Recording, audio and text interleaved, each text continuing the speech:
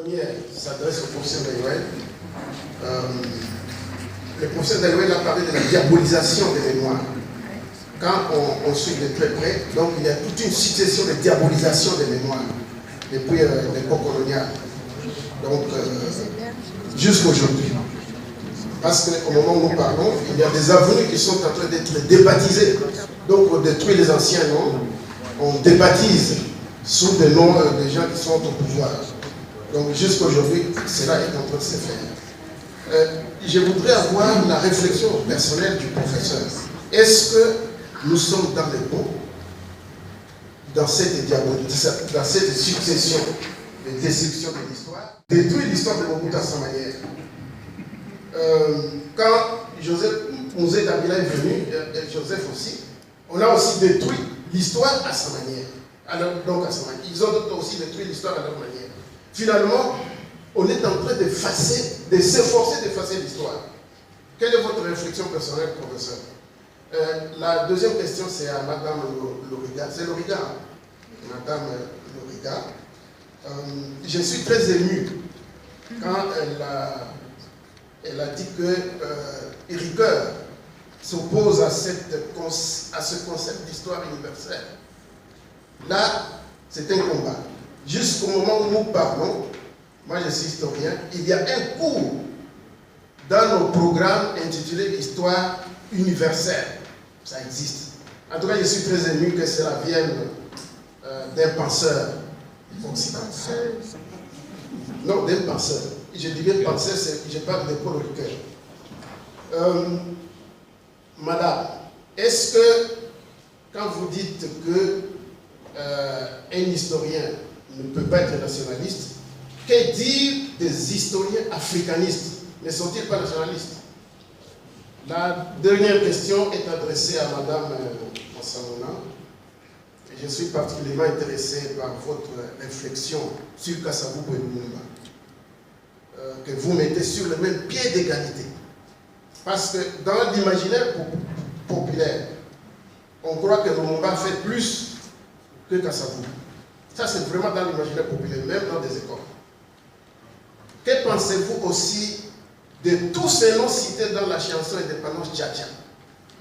Sont-ils sur le même pied d'égalité avec ces deux-là ou pas? Merci.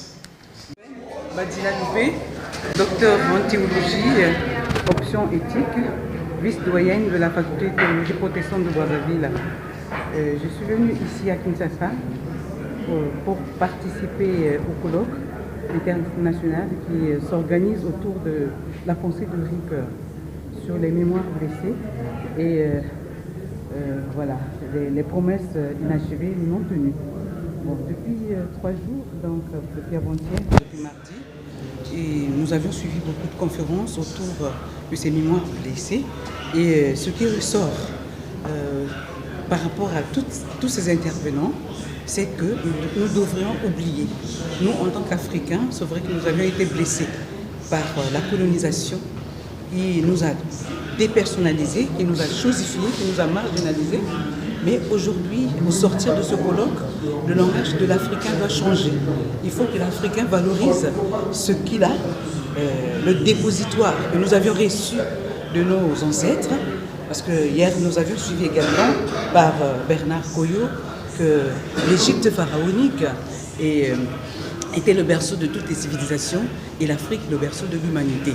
Donc l'Africain aujourd'hui doit changer son langage pour valoriser ce que nous avions reçu, l'héritage reçu de nos aïeux, de nos ancêtres, afin de cesser de pratiquer l'endocolonisation. Parce qu'actuellement, nous sommes dans la période post-coloniale, où on n'a plus besoin de penser que les Occidentaux vont continuer toujours à venir nous piller. Mais actuellement, c'est l'Africain qui pille son propre frère africain. Et donc, au sortir de ce colloque, il faut que nos mentalités soient revisitées et aussi changées pour que nous puissions apporter quelque chose de nouveau dans notre sphère, dans notre monde. Et que l'Afrique, qui était toujours au cœur de l'évolution du monde, qui était toujours au cœur du développement de l'humain, à quelque niveau que ce soit, puisse retrouver ses repères, jadis voilà, perdus, et que l'Africain puisse vivre mieux dans sa contrée et aussi l'Africain doit se battre à pratiquer l'oubli de ce que nous avions vécu. Pour essayer de projeter l'avenir. Voilà un peu ce que je peux dire en ramassis de ce que nous avions reçu et de ce que nous allons continuer à faire en tant que chercheurs et en tant que scientifiques. Nous allons continuer à étoffer la pensée pour que l'Africain puisse sortir de son carquois et que l'Afrique devienne vraiment le berceau de toutes les civilisations et le berceau de l'humanité. Je vous remercie. Merci, rappelez-nous simplement votre nom et vous venez d'où et voilà. Je suis Flore Urbaine Badila Loupé, je viens du Congo-Brazzaville et donc je suis la vice-doyenne de la faculté de théologie et protection de Brazzaville. Je suis aussi pasteur, donc enseignante à l'université de protection de Brazzaville et option éthique, docteur en théologie. Voilà ce que je tiens à signifier. Merci, je vous remercie.